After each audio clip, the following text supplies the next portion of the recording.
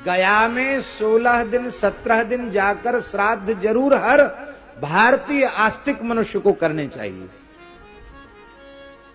और फिर गया पिंड के बाद भी पिंडदान छोड़ना नहीं चाहिए। प्रत्येक श्राद्ध पक्ष में तर्पण श्राद्ध।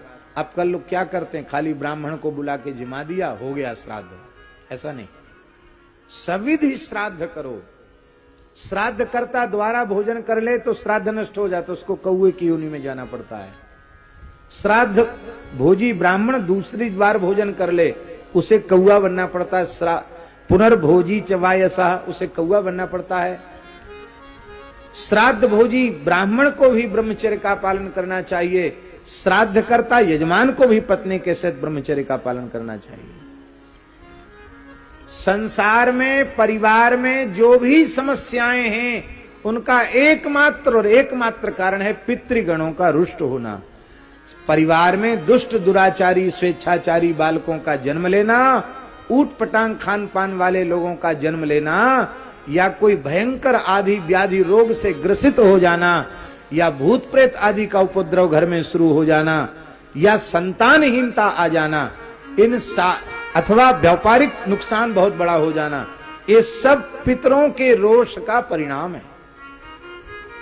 आज एक माता जी बोल रही थी, महाराज जी बड़े दुख की बात है, मारवाड़ी समाज हमारे यहाँ तो खाली ब्राह्मण को बुला के जिमा देते। आज पिताजी की तिथि है, आज दादाजी की तिथि है, बाकी कुछ नहीं करते हैं।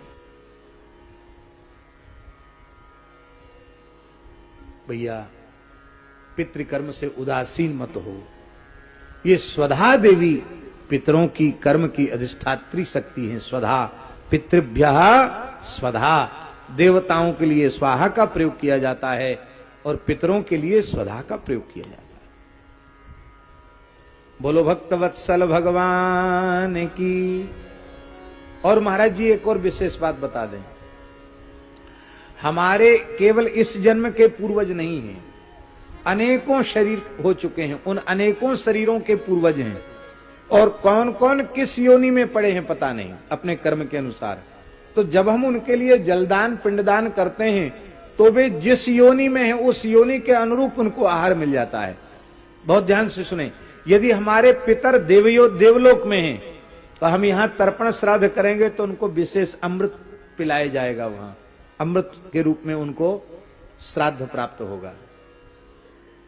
यदि वो बछड़े बछिया हैं तो उनको दूध के रूप में श्राद्ध प्राप्त हो जाएगा। यहां श्राद्ध करेंगे उनको उस दिन दूध पीकर विशेष तृप्ति हो जाएगी।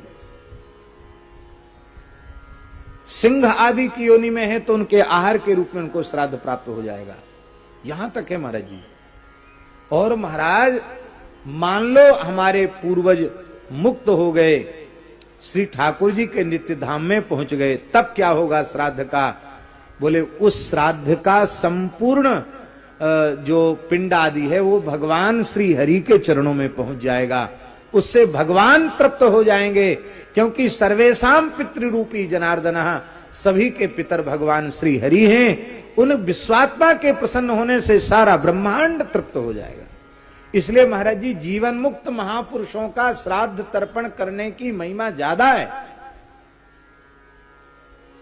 इसलिए ऐसा नहीं समझना कि संसारी लोगों का ही, जीवन मुक्त महापुरुषों का भी श्राद्ध तर्पण करें तो भगवान की विशिष्ट कृपा प्राप्त होती है।